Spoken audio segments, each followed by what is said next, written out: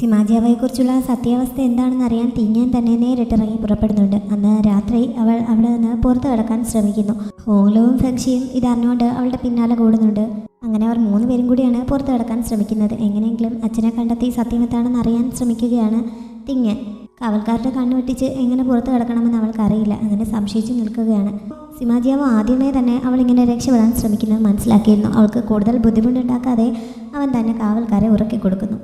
അവർ മയങ്ങി വീഴുന്നത് കണ്ട് ദൈവം തങ്ങളെ സഹായിക്കുകയാണെന്ന് കരുതി സന്തോഷത്തോടെ തിങ്ങാനും ഫെങ്ഷിയും ഹോങ്ലുവും കൂടി അവിടെ നിന്ന് രക്ഷപ്പെടുന്നു.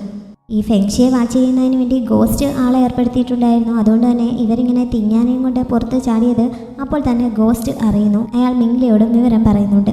തിങ്ങാനെ സിമാജിയോയുടെ കയ്യിൽ നിന്ന് എങ്ങനെയെങ്കിലും പിടികൂടി തങ്ങളുടെ ലക്ഷ്യം നടത്താനുള്ള പ്ലാനിങ്ങിലാണല്ലോ അവർ. അതുകൊണ്ട് തിങ്ങാനെ പിടികൂടാൻ വേണ്ട തയ്യാറെടുപ്പുകൾ നടത്താൻ മിംഗ്ലി ഓർഡർ നൽകുന്നു. ഒരു സത്രത്തിലാണ് തിങ്ങാൻ അന്ന് രാത്രി തങ്ങിയത്. സിമാജിയാവോ താൻ രക്ഷപ്പെട്ട വിവരം അറിഞ്ഞു കാണുമോ, അവനതോർത്ത് വിഷമിക്കുകയായിരിക്കുമോ എന്നൊക്കെ അവൾ ചിന്തിക്കുന്നുണ്ടെങ്കിലും കൂടുതൽ അതിനെപ്പറ്റി ചിന്തിക്കാതെ അവൾ ഉറങ്ങാൻ കിടക്കുന്നു. സത്യത്തിൽ സിമാജിയാവോ അവൾ പോയത് കാരണം ആകെ വിഷമിച്ച് നിൽക്കുകയായിരുന്നു. അവൾക്കങ്ങനെ പോകാൻ ആഗ്രഹമുണ്ട് എന്നറിഞ്ഞപ്പോൾ അവൻ ബലം പ്രയോഗിച്ച് പിടിച്ചു നിർത്തിയില്ലെന്ന് മാത്രം.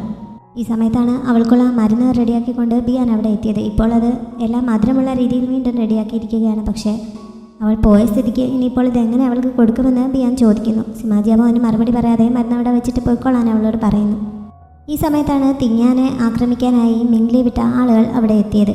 സിമാജിയാവോയുടെ പ്രൊട്ടക്ഷൻ ആംഗ്ലറ്റ് അവളുടെ കാലിൽ കിടപ്പുണ്ടായിരുന്നതിനാൽ അത് സിമാജിയാവോയ്ക്ക് സിഗ്നൽ നൽകുന്നു. അങ്ങനെ അവൻ തക്ക സമയത്തെത്തി അവളെ രക്ഷിക്കുന്നുണ്ട്. ആ അക്രമികൾ അവൻ പിടികൂടുന്നതിന് മുമ്പ് സ്വയം ജീവനെടുക്കാൻ ശ്രമിക്കുന്നുണ്ടെങ്കിലും ഒരാളെ അവനെ തൽക്കാലത്തേക്ക് പിടിച്ചു നിർത്താൻ സാധിക്കുന്നു. ട്രൂത്ത് സ്പെല്ലിൻ്റെ സഹായത്തോടെ മിംഗ്ലിയാണ് തങ്ങളെ അയച്ചതെന്ന് അയാളിൽ നിന്ന് അവൻ അറിയുന്നുണ്ട്. ഫെങ്ഷിക്ക് ഇതിനെപ്പറ്റി അറിയാമോ എന്നും അവൻ ചോദിക്കുന്നുണ്ട്. പക്ഷേ ഫെങ്ഷിക്ക് ഇതിനെക്കുറിച്ച് അറിയില്ല എന്ന് അയാൾ പറയുന്നു. അയാളെയും സിമാജിയാവോ കൊല്ലുന്നുണ്ട്. തിങ്ങാൻ ഇതൊന്നും അറിയാതെ നല്ല ഉറക്കത്തിലാണ്. മിംഗ്ലി എന്തിനാണ് തിങ്ങാനെ പിടികൂടാൻ ഉദ്ദേശിക്കുന്നതെന്ന് സിമാജിയാവോയ്ക്ക് മനസ്സിലാവുന്നില്ല. എന്തായാലും കൂടുതൽ റിസ്ക് എടുക്കാതെ അവൻ തിങ്ങാനെ തിരികെ കൊണ്ടുപോകുന്നുണ്ട്. അടുത്ത ദിവസം രാവിലെ ഉണർന്ന് എഴുന്നേറ്റപ്പോൾ തിങ്ങാനെ തലയ്ക്ക് നല്ല ഭാരം അനുഭവപ്പെടുന്നു. എന്താണ് കാരണമെന്നൊന്നും അവൾക്ക് മനസ്സിലാവുന്നില്ല. അകത്തേക്ക് വന്ന ബിയാനെ കണ്ടപ്പോഴാണ് താൻ തിരികെ സിമാജിയാവോയുടെ അടുത്ത് എത്തിയിരിക്കുന്നുവെന്ന് അവൾക്ക് മനസ്സിലാവുന്നത്. എന്താണ് സംഭവിച്ചതെന്നൊക്കെ ബിയാൻ അവൾക്ക് വിശദമായി പറഞ്ഞു കൊടുക്കുന്നു. ഫെങ്ഷിയെയും ഹോങ്ലുവിനെയും സിമാജിയാവോ രക്ഷപ്പെടുത്തി കൊണ്ടുവന്നിട്ടുണ്ട് എന്നും ബിയാൻ അറിയിക്കുന്നു. അവരുടെയൊക്കെ കാര്യത്തിൽ തിങ്ങാൻ വിഷമിക്കുന്നുണ്ടല്ലോ, പക്ഷേ സിമാജിയാവോയുടെ കാര്യത്തിൽ മാത്രം അവൾ എന്താണ് ഒട്ടും ശ്രദ്ധ നൽകാത്തതെന്ന് ബിയാൻ വിഷമത്തോടെ ചോദിക്കുന്നുണ്ട്. എനിക്കിപ്പോൾ ശരിക്കുള്ളത് ഏതാണ് കള്ളം ഏതാണ് എന്നൊന്നും അറിയാത്ത അവസ്ഥയാണ് എന്ന് തിങ്ങാൻ പറഞ്ഞപ്പോൾ സിമാജിയാവോ അവൾക്ക് വേണ്ടി റെഡിയാക്കിയ ആ മരുന്ന് ബിയാൻ അവൾക്ക് നൽകുന്നു. ഇത് കഴിച്ചു കഴിഞ്ഞാൽ അവളുടെ കൾട്ടിവേഷൻ കൂടും, അങ്ങനെ അവൾക്ക് യാഥാർത്ഥ്യം എന്താണെന്ന് തിരിച്ചറിയാൻ സാധിക്കും എന്നൊക്കെ ബിയാൻ പറയുന്നു. ആ മരുന്ന് കഴിച്ചു കഴിയുമ്പോൾ തൻ്റെ കൾട്ടിവേഷൻ ലെവൽ കൂടുമെന്നും അങ്ങനെ തനിക്ക് സോൾമാനറിനുള്ളിൽ കയറി തൻ്റെ ഓർമ്മകളിൽ നിന്ന് സത്യം എന്താണെന്ന് മനസ്സിലാക്കാൻ കഴിയുമെന്നും സിമാജിയാവോ പ്രതീക്ഷിക്കുന്നുണ്ടായിരിക്കും. അതുകൊണ്ടാണല്ലോ അവൻ ഇങ്ങനെ ചെയ്യുന്നത്. അപ്പോൾ പിന്നെ അച്ഛൻ പറഞ്ഞതായിരിക്കുമോ കള്ളം? ഇത്രയും കാലം താൻ ഒരു കള്ളം വിശ്വസിച്ചാണോ ജീവിച്ചിരുന്നത് എന്നൊക്കെ ചിന്തിച്ച് തിങ്ങാൻ ആകെ കൺഫ്യൂഷനാവുന്നു. തിങ്ങാനെ പിടികൂടാനുള്ള ഗോസ്റ്റിൻ്റെ ശ്രമം പരാജയപ്പെട്ടല്ലോ. സിമാജിയാവോ അവളുടെ കാലിൽ അണിയിച്ചിരിക്കുന്ന പ്രൊട്ടക്ഷൻ ആംഗ്ലറ്റാണ് ഇതിന് കാരണം എന്ന് ഗോസ്റ്റ് മിംഗ്ലിയെ അറിയിക്കുന്നു. അങ്ങനെയാണെങ്കിൽ ഫെങ്ഷി ഏതെങ്കിലും വിധത്തിൽ തിങ്ങാനെ അവിടെ നിന്ന് പുറത്തിറക്കി കൊണ്ടുവന്നാലും അവളെ തങ്ങൾക്കൊന്നും ചെയ്യാൻ പറ്റില്ലല്ലോ എന്ന് മിംഗ്ലി പറയുന്നുണ്ട്. അതുകൊണ്ട് എങ്ങനെയെങ്കിലും സ്വമേധയാ അവളെ കൊണ്ട് അത് അവളുടെ കാലിൽ നിന്ന് ഊരിവെപ്പിക്കാനുള്ള വഴി നോക്കണമെന്ന് അവർ ചിന്തിക്കുന്നു. അപ്പോഴാണ് ഷീ സ്വന്തം സഹോദരിയുടെ മേൽ സോൾ ക്ലെൻസ് പ്രയോഗിച്ച് സിമാജിയാവോയെയും തിങ്ങാനെയും തമ്മിൽ തെറ്റിക്കാൻ ശ്രമിച്ചതിനെ പറ്റി ഗോസ്റ്റ് മിംഗ്ലിയോട് റിപ്പോർട്ട് ചെയ്തത്. അത് കേട്ട് കഴിഞ്ഞപ്പോൾ ഷീയെ തങ്ങളുടെ ആവശ്യത്തിന് വേണ്ടി ഉപയോഗിക്കാൻ സാധിച്ചേക്കുമെന്ന് മിംഗ്ലിക്ക് തോന്നുന്നു. അങ്ങനെ ഷീയെ കൂട്ടിക്കൊണ്ടുവരാൻ മിംഗ്ലി ഗോസ്റ്റിന് ഓർഡർ നൽകുന്നുണ്ട്. ശാന്തു മരിച്ചു കഴിഞ്ഞിട്ടും തിങ്ങാൻ്റെ ഭാഗത്ത് നിന്ന് സിമാജിയാവോയ്ക്കെതിരായി നീക്കങ്ങളൊന്നും നടക്കാത്തതിനാൽ ഷീ ആകെ നിരാശനായിരിക്കുന്ന സമയത്താണ് ഗോസ്റ്റ് ഇങ്ങനെ അയാളെ കാണാൻ എത്തിയത്. അയാൾ സന്തോഷത്തോടെയാണ് ഗോസ്റ്റിനൊപ്പം പോയത്. മിംഗ്ലി ഷീയെ സ്വീകരിച്ചിരുത്തി സിമാജിയാവോയെ കൊല്ലുന്നതിന് വേണ്ടി ഒരുമിച്ച് പ്രവർത്തിക്കുന്നതിനെ പറ്റിയൊക്കെ സംസാരിക്കുന്നു. ഷീ തനിക്കൊപ്പം നിൽക്കുകയാണെങ്കിൽ സിമാജിയാവോയെ കൊന്നു കഴിയുമ്പോൾ അയാളുടെ സെറ്റ് പുനഃസ്ഥാപിക്കാൻ സഹായിക്കാമെന്നൊരു ഓഫർ കൂടി മിംഗ്ലി വെക്കുന്നുണ്ട്. ഇപ്പോൾ ഷീയുടെ മുന്നിൽ ഇതല്ലാതെ വേറെ ഓപ്ഷനൊന്നുമില്ലല്ലോ. അതുകൊണ്ട് തന്നെ മിംഗ്ലിയോടൊപ്പം ചേർന്ന് പ്രവർത്തിക്കാൻ അയാൾ തയ്യാറാവുന്നു. അങ്ങനെ സിമാജിയാവോയ്ക്കെതിരായി എന്താണ് ചെയ്യാൻ പറ്റുന്നതെന്ന് രണ്ടുപേരും കൂടി ആലോചിക്കുന്നുണ്ട്. സിമാജിയാവോ നൽകിയ മരുന്ന് തിങ്ങാൻ സ്വീകരിച്ചുവെന്ന് ബിയാൻ അവൻ്റെ അടുത്ത് വന്നെന്ന് പറഞ്ഞുകൊണ്ട് നിൽക്കുന്ന സമയത്താണ് ഫെങ്ഷി അങ്ങോട്ടേക്ക് ഇടിച്ചു കയറി വന്നിട്ട് തിങ്ങാനെ അവിടെ തടവിലാക്കാനാണോ സിമാജിയാവോയുടെ ഉദ്ദേശം എന്ന് ചോദിച്ച് അവനോട് ദേഷ്യപ്പെട്ടത്. ഫെങ്ഷി കാരണമാണല്ലോ കഴിഞ്ഞ ദിവസം തിങ്ങാൻ അപകടത്തിലായത്. അതുകൊണ്ട് തന്നെ സിമാജിയാവോ അവനെ ചെറിയ രീതിയിൽ ഉപദ്രവിക്കുന്നുണ്ട്. അപ്പോഴും തൻ്റെ ഭാഗത്തു നിന്നുണ്ടായ കുഴപ്പം എന്താണെന്ന് ഫെങ്ഷിക്ക് മനസ്സിലാവുന്നില്ല. അവസാനം ബിയാനാണ് അവൻ കാരണം കഴിഞ്ഞ ദിവസം അവൻ കൊണ്ടുപോയി താമസിപ്പിച്ച സത്രത്തിൽ വെച്ച് തിങ്ങാൻ അപകടത്തിലാവേണ്ടതായിരുന്നു. തക്ക സമയത്ത് സിമാജിയാവോ ഇടപെട്ടതുകൊണ്ടാണ് അവളെ രക്ഷിക്കാൻ സാധിച്ചത് എന്നൊക്കെ അവരോട് പറഞ്ഞത്. തിങ്ങാനെ അപായപ്പെടുത്താൻ ആരെങ്കിലും ശ്രമിച്ചാൽ അവരെ ഞാൻ കൊന്നിരിക്കുമെന്ന് സിമാജിയാവോ ഒരു വാണിംഗ് പോലെ അവനോട് പറയുന്നുണ്ട്. തിങ്ങാൻ ഈ സമയം ബിയാൻ കൊണ്ടുകൊടുത്ത മരുന്ന് ഒന്ന് ട്രൈ ചെയ്ത് നോക്കാൻ തന്നെ തീരുമാനിക്കുന്നു. അങ്ങനെ അവൾ അതിൽ നിന്ന് ഒരെണ്ണമെടുത്ത് കഴിക്കുന്നു. എന്തായാലും അതിൻ്റെ ഫലമായിട്ട് അവൾക്ക് സോൾ മാനറിനുള്ളിൽ പ്രവേശിക്കാൻ സാധിക്കുന്നുണ്ട്. ബാക്കി കാര്യങ്ങളൊക്കെ ഓർത്തെടുക്കുന്നതിനും അറിയുന്നതിനുമൊക്കെ മുന്നേ ആയിട്ട് ഷെൻഷുവുമായിട്ടുള്ള തൻ്റെ കണക്ഷൻ എന്താണ്, ഷെൻഷുവിനെ കുറിച്ചുള്ള തൻ്റെ ഓർമ്മ എന്താണ് എന്നാണ് അവൾ ആദ്യം തന്നെ ചെക്ക് ചെയ്തത്. അങ്ങനെ അന്ന് ഷെൻഷു അവളെ അപമാനിക്കുന്ന രീതിയിൽ സംസാരിച്ചതും അതിൽ ദേഷ്യപ്പെട്ട് സിമാജിയാവോ അവളെ കൊണ്ട് അവനെ കൊല്ലിക്കുന്നതുമൊക്കെ അവൾ നേരിട്ട് കാണുന്നു. മുമ്പ് ആൻറ്റിയുടെ ഓർമ്മയിൽ കണ്ടതുമായി ഇതിന് യാതൊരു സാമ്യവുമില്ലല്ലോ, സിമാജിയാവോ പറഞ്ഞതിനോടാണല്ലോ ഇതിന് സാദൃശ്യം എന്നൊക്കെ മനസ്സിലായി അവൾ ആകെ ഷോക്കാവുന്നുണ്ട്. മാത്രമല്ല മരിക്കുന്നതിന് മുമ്പ് ഷെൻഷു അവളെ അപമാനിക്കുന്ന രീതിയിലാണല്ലോ സംസാരിച്ചത്. അത് സഹോദരനെ പോലെയല്ല, ഒരു ശത്രുവിനെ പോലെയാണ് അവൾക്ക് ഫീൽ ചെയ്തത്. അതുകൊണ്ട് സിമാജിയാവോ പറഞ്ഞത് തന്നെയായിരിക്കും സത്യം എന്നവൾക്ക് തോന്നുന്നുണ്ട്. അത് കഴിഞ്ഞ് സോൾ മാനറിനുള്ളിലൂടെ നടക്കുന്ന സമയത്താണ് അവൾ അവിടെ പ്രത്യേകമായി ഉണ്ടാക്കിയിരിക്കുന്ന ആ സ്പേസിലേക്ക് അവൾ എത്തിപ്പെട്ടത്. മുമ്പ് അവൾക്ക് ആവശ്യമുള്ള സാധനങ്ങൾ സ്റ്റോർ ചെയ്ത് വെക്കുന്നതിന് വേണ്ടി അങ്ങനെ ഒരു സ്ഥലം ഉണ്ടാക്കുന്നതിനെ പറ്റി സിമാജിയാവോ അവളോട് പറഞ്ഞിരുന്നല്ലോ. അങ്ങനെയായിരുന്നു അവൾ ഇങ്ങനെ ഒരു സ്ഥലം ഉണ്ടാക്കിയത്. അവിടെ അവളുടെ ഫേവറേറ്റ് ആയിട്ടുള്ള ഒരുപാട് സാധനങ്ങൾ ശേഖരിച്ച് വെച്ചിട്ടുണ്ടായിരുന്നു. തിങ്ങാൻ ഓടി നടന്ന് അതൊക്കെ എടുത്ത് നോക്കുന്നു. അക്കൂട്ടത്തിലാണ് മുമ്പ് സിമാജിയാവോയുടെയും അവളുടെയും കൂടി പേരെഴുതി ഒരു ഹേർട്ടൊക്കെ വരച്ച് അവനെ കുറിച്ച് തെറിയൊക്കെ പറഞ്ഞുകൊണ്ട് എഴുതി വെച്ചിരുന്ന ആ പേപ്പർ അവളുടെ കയ്യിൽ കിട്ടിയത്. അത് മോഡേൺ വേൾഡിലെ ലിപിയാണല്ലോ. അതുകൊണ്ട് തന്നെ സിമാജിയാവോയുമായി പ്രണയത്തിലായിരുന്നത് താൻ തന്നെയാണ് എന്ന് അവൾക്ക് ബോധ്യമാവുന്നു. പോരാത്തതിന് അവനെ പ്രപ്പോസ് ചെയ്യുന്നതിന് വേണ്ടി അവൾ റെഡിയാക്കിയ ആ കപ്പിൾ റിങ്ങും അവൾ അവിടെ വെച്ച് കാണുന്നുണ്ട്.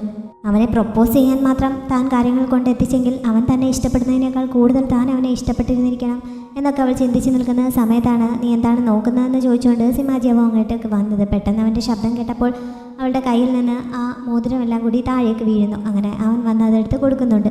അവൻ്റെ ലവർ താൻ തന്നെയാണെന്ന് തിങ്ങാൻ ജസ്റ്റ് മനസ്സിലാക്കിയതല്ലേ ഉള്ളായിരുന്നു. അതിൻ്റെ ഒരു ടെൻഷനിലായിരുന്നു അവൾ. അവളുടെ ടെൻഷൻ കണ്ടിട്ട് ഈ റിങ്ങിന് എന്തെങ്കിലും കുഴപ്പമുണ്ടോ എന്ന് അവൻ ചോദിക്കുന്നുണ്ട്. അതിന് കുഴപ്പമൊന്നുമില്ല എന്നവൾ അറിയിക്കുന്നു. അവൻ എങ്ങനെയാണ് ഇതിനുള്ളിൽ എത്തിയതെന്ന് അവൾക്ക് മനസ്സിലാവുന്നില്ല. നീ കുറേ നേരമായി ആബ്സെൻറ്റ് മൈൻഡായിട്ടിരിക്കുന്നത് ഞാൻ ശ്രദ്ധിച്ചു. ഇനി ഞാൻ മരുന്ന് കഴിച്ചതുകൊണ്ട് നിനക്ക് എന്തെങ്കിലും കുഴപ്പം പറ്റി കാണുമോ എന്ന് അറിയുന്നതിന് വേണ്ടിയിട്ട് ഞാൻ നിൻ്റെ സോൾ മാനറിലേക്ക് കയറി നോക്കിയതാണ് എന്ന് അവൻ പറയുന്നു. അവനിങ്ങനെ തൻ്റെ സോൾ മാനറിലേക്ക് കയറാനും ഇറങ്ങാനും ഒക്കെ പറ്റുമെന്നുള്ള കാര്യം തിങ്ങാൻ ഇപ്പോൾ അറിയില്ലല്ലോ. അതുകൊണ്ട് തന്നെ ഇത് ശരിയല്ലെന്ന് പറഞ്ഞ് അവനോട് പുറത്ത് പോകാൻ അവൾ പറയുന്നുണ്ട്. അവൻ ആ മോതിരവുമായിട്ടാണ് പുറത്തിറങ്ങിയത്. ഇത് എനിക്കുള്ള ഗിഫ്റ്റാണെന്ന് തോന്നുന്നുവെന്ന് അങ്ങോട്ടേക്ക് വന്ന തിങ്ങാനോട് അവൻ പറയുന്നുണ്ട്. അത് നിനക്കെങ്ങനെ മനസ്സിലായി എന്ന് അവൾ ചോദിച്ചപ്പോൾ അവൻ അതിൽ ഒരു മോതിരം തൻ്റെ വിരലിലിട്ട് കാണിക്കുന്നു. അത് കറക്റ്റ് അവൻ്റെ അളവ് തന്നെ ആയിരുന്നു. മറ്റേത് അവൾക്കുള്ളതുമാണ്. നീ മുമ്പ് ഇഷ്ടപ്പെട്ടിരുന്നത് പോലെ ഇപ്പോഴും എന്നെ ഇഷ്ടപ്പെടുന്നുണ്ടെന്നും എന്നെ വിശ്വസിക്കാൻ ആഗ്രഹിക്കുന്നുണ്ടെന്നുമൊക്കെ എനിക്കറിയാം എന്ന് പറഞ്ഞുകൊണ്ട് അവൻ തന്നെ അവളുടെ ആ മോതിരം അവളുടെ വിരലിലിട്ട് കൊടുക്കുന്നു. ഇത് വെഡ്ഡിംഗ് റിംഗ് അല്ല, കപ്പിൾ റിംഗ് മാത്രമാണ് എന്ന് തിങ്ങാൻ ഓർമ്മിപ്പിക്കുന്നുണ്ട്. അവൾ പറഞ്ഞതിൻ്റെ അർത്ഥം ഇപ്പോൾ തങ്ങളൊരു കപ്പിളാണെന്നാണോ, ഞാൻ നിൻ്റെ ബോയ് ഫ്രണ്ട് ആണോ എന്ന് അവൻ ചോദിക്കുന്നു. അതിന് മറുപടിയായി അവൾ പുഞ്ചിരിക്കുന്നുണ്ട്. ഇത്ര തിരക്ക് പിടിക്കല്ലേ, ഇതൊക്കെ ഒന്ന് അഡ്ജസ്റ്റ് ചെയ്യാൻ എനിക്ക് സമയം തരണമെന്ന് പറയുന്നുണ്ട്. നിനക്കിപ്പോഴും എന്നെ പൂർണ്ണ വിശ്വാസമായില്ലേ എന്ന് അവൻ ചോദിക്കുന്നുണ്ട്. നിന്നെ വിശ്വാസമില്ലാഞ്ഞിട്ടല്ല, എൻ്റെ സോൾ മാനറിൽ കണ്ട കാര്യങ്ങളൊക്കെ നീ പറഞ്ഞത് സത്യം തന്നെയാണെന്ന് തെളിയിക്കുന്നതാണ്. ഞാൻ തിങ്ങാൻ തന്നെയാണെന്ന് എനിക്ക് ബോധ്യമായി എന്നവൾ പറയുന്നു. നീ തിങ്ങാൻ തന്നെയാണ്, പക്ഷേ ശരിക്കുള്ള തിങ്ങാൻ നീ തന്നെയാണോ എന്ന കാര്യത്തിൽ എനിക്ക് സംശയം തോന്നി തുടങ്ങിയിരിക്കുന്നു. ഞാൻ ആദ്യം കണ്ടപ്പോൾ മുതൽ എനിക്കറിയാവുന്ന തിങ്ങാൻ ഒരേപോലെ തന്നെയാണ്. പേരിന് എന്ത് മാറ്റം വന്നാലും അവളുടെ ഈ സ്വഭാവത്തിന് ഒരു മാറ്റവുമില്ല. എനിക്ക് നിന്നെ ഒരിക്കലും തെറ്റിപ്പോവുകയുമില്ല എന്നൊക്കെ അവൻ പറയുന്നുണ്ട്. എന്തായാലും മുമ്പത്തെ പോലെ തിങ്ങാൻ ഇപ്പോൾ അവനോട് ദേഷ്യപ്പെടുകയൊന്നുമല്ല. അവൾ പറയുന്നതൊക്കെ കേട്ട് പുഞ്ചിരിച്ചുകൊണ്ടാണ് അവൾ ഇരിക്കുന്നത്. തിങ്ങാനെ കൊണ്ട് സ്വന്തമായിട്ട് അവളുടെ കാലിൽ നിന്ന് ആ ആംഗ്ലറ്റ് ഊരിക്കാൻ പറ്റുന്ന ഒരേ ഒരാൾ ഫെങ്ഷിയാണ് എന്ന് ഗോസ്റ്റിന് തോന്നുന്നതിനാൽ അവനെ തന്നെ ഇതിനുപയോഗിക്കുന്നതിന് വേണ്ടി വീണ്ടും ഗോസ്റ്റ് ഫെങ്ഷിയെ വിളിച്ചു വരുത്തി അവനുമായി സംസാരിക്കുന്നു. പക്ഷേ കഴിഞ്ഞ ദിവസം ആ സത്രത്തിൽ വെച്ച് തിങ്ങാനെ അയാൾ അപായപ്പെടുത്താൻ ശ്രമിച്ചു എന്നാണ് ഫെങ്ഷി ആദ്യമേ തന്നെ ചോദിച്ചത്. ഗോസ്റ്റിന് അത് സമ്മതിക്കേണ്ടി വന്നു. അതുകൊണ്ട് തന്നെ ഇപ്പോൾ അയാളുമായി വീണ്ടും ഒരു ഡീൽ ഉണ്ടാക്കാൻ ഫെങ്ഷി ആദ്യം തയ്യാറാവുന്നില്ല. റോസ്റ്റ് ഫിഷ് ആയിരുന്ന സമയത്തെ അവളുടെ ഓർമ്മകൾ തിരികെ കൊണ്ടുവരുന്നതിന് വേണ്ടിയിട്ടാണ് തങ്ങൾ ഇങ്ങനെയൊക്കെ ശ്രമിക്കുന്നത്. അങ്ങനെ ആകുമ്പോൾ അവൾ അവനെയും തിരിച്ചറിയും. അതുകൊണ്ട് എത്രയും പെട്ടെന്ന് അവളെ ആ ഓർമ്മകൾ വീണ്ടെടുക്കാൻ സഹായിക്കുന്നതാണ് നല്ലത് എന്നൊക്കെ ഗോസ്റ്റ് അവനോട് പറഞ്ഞ് നോക്കുന്നുണ്ട്. പക്ഷേ അതുമൂലം തിങ്ങാൻ എന്തെങ്കിലും അപകടം പറ്റുമോ എന്ന പേടി കാരണം ഫെങ്ഷി അയാളോട് സഹകരിക്കാൻ തയ്യാറാവാതെ അവിടെ നിന്ന് പോകുന്നു. ഇങ്ങനെയാണെങ്കിൽ സിമാജിയാവോയുമായി അവൾ എത്രയും പെട്ടെന്ന് അടുക്കം അവന് കണ്ടിരിക്കാനേ സാധിക്കുകയുള്ളൂ എന്ന് ഒരു വാണിംഗ് പോലെ ഗോസ്റ്റ് പുറകിൽ നിന്ന് വിളിച്ച് പറയുന്നുണ്ട്. എന്നിട്ടും ഫെങ്ഷി അയാളോട് സഹകരിക്കാൻ നിൽക്കാതെ അവിടെ നിന്ന് പോകുന്നുണ്ട്. അകത്തുണ്ടായിരുന്ന മിങ്ലി അപ്പോഴേക്കും പുറത്തേക്ക് ഇറങ്ങി വരുന്നു. ഗോസ്റ്റിന് ഫെങ്ഷി അങ്ങനെ സഹകരിക്കാതെ പോയതിൽ വിഷമമുണ്ടെങ്കിലും അവൻ ഉറപ്പായും വീണ്ടും തങ്ങളെ തേടി എത്തും എന്ന് മെങ്ലിക്ക് ഇപ്പോൾ ഒരു പ്രതീക്ഷ തോന്നിയിരിക്കുന്നു. സിമാജിയാവോ തിങ്ങാൻ സമ്മാനിച്ച മോതിരത്തിൽ നോക്കി സന്തോഷിച്ചു നിൽക്കുന്ന സമയത്താണ് നിഞ്ചു തിരികെ എത്തിയത്. ഷിയെ കണ്ടെത്താൻ കഴിഞ്ഞില്ല എന്നുള്ള വിവരം നിഞ്ചു അവനെ അറിയിക്കുന്നു. പക്ഷേ അവസാനം ഷീ സ്റ്റേ ചെയ്ത സ്ഥലത്ത് വരെ അവർക്ക് എത്താൻ സാധിച്ചിരുന്നു. അവിടെ നിന്ന് ഷീ രക്ഷപ്പെട്ടു പോയിട്ടുണ്ടെങ്കിൽ അതിൻ്റെ അർത്ഥം ഇവിടെയുള്ള ആരോ അയാളെ സഹായിക്കുന്നുണ്ടെന്നാണ്. എൻ്റെ നാശം ആഗ്രഹിക്കുന്ന ആരെങ്കിലും ആയിരിക്കും ഇതിന് കൂട്ടു നിൽക്കുന്നതെന്ന് സിമാജിയാവോ പറയുന്നുണ്ട്. എന്തായാലും കൂടുതൽ സമയം നിഞ്ചുവിനെ അതുമായി ബന്ധപ്പെട്ട കാര്യങ്ങൾ ചർച്ച ചെയ്യിക്കാൻ നിൽക്കാതെ തിരികെ എത്തിയ ഹോങ്ലുവിനെ കാണാൻ പോയിക്കോളാൻ പറഞ്ഞ് സിമാജിയാവോ പറഞ്ഞയക്കുന്നുണ്ട്. ഹോങ്ലു അപ്പോഴേക്കും പഴയതുപോലെ റൂളിങ്ങിൻ്റെ രൂപത്തിലായി കഴിഞ്ഞിരുന്നു.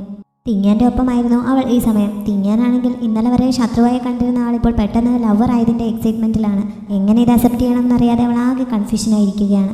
റൂളിംഗ് തൻ്റെ പഴയ രൂപം തിരിച്ചു കിട്ടിയതുകൊണ്ട് കണ്ണാടിക്ക് മുന്നിൽ അതിന് ചേരുന്ന ആഭരണങ്ങളൊക്കെ അണിയാനൊക്കെയുള്ള തിരക്കിലാണ്.